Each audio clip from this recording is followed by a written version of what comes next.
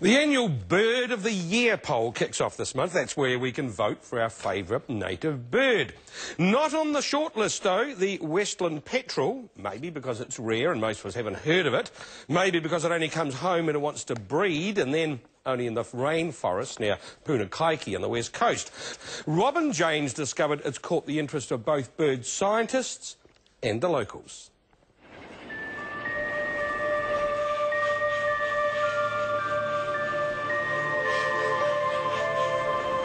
They're almost prehistoric in the way they're just really driven by instinct.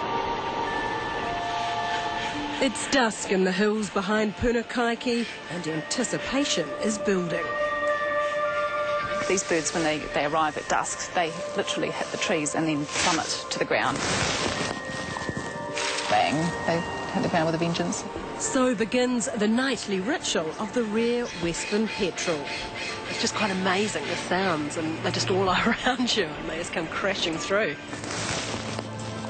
Returning to their burrows like kamikaze pilots to feed their young.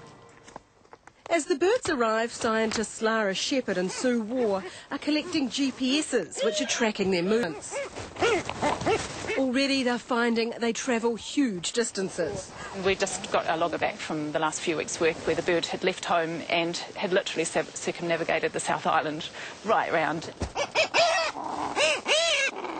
got 16 out at the moment. We're just waiting for those guys to come back, feed their chicken, and then we usually wait for them to feed their chicken.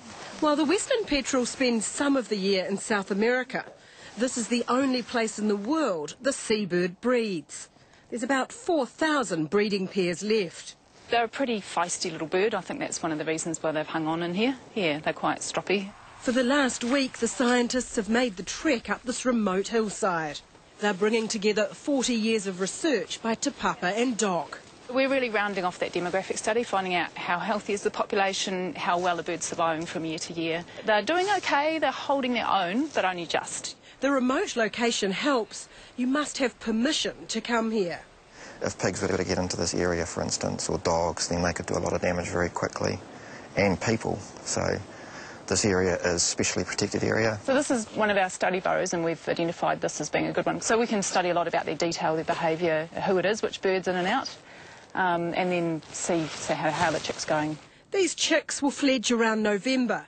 Amazingly, when they return to breed years later, they'll land just a few metres from the burrow they were born in.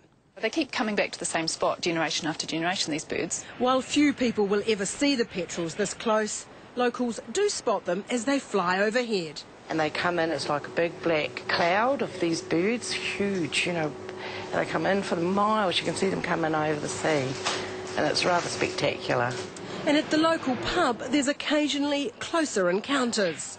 At night time, when they're coming into land, they'll sometimes crash here, and they end up on our back for us.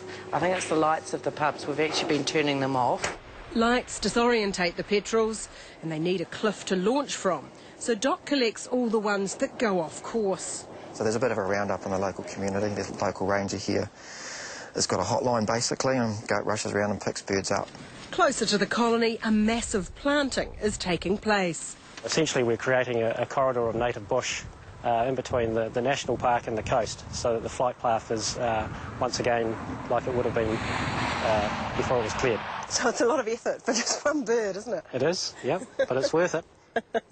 Mining company Rio Tinto donated this land to Doc, and conservation volunteers will plant 100,000 trees over 5 years. One day it's hoped the birds may even be a tourist attraction. I think it'd be great to have people from all around the world come in and learn a bit more about the bird, and also locals as well. It's a monster. But for now, this unique bird will do its thing in private. He's about 6 weeks old, this one.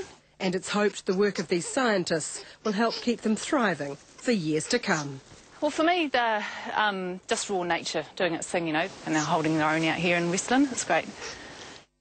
Now, I know you're itching to learn more about the Westland petrel, and you can by reading the Bird Experts blog on the Te Papa website, tepapa.gov.nz/petrels. We'll put that up on our website. Thanks for joining us. We'll see you tomorrow. That's New Zealand Close Up.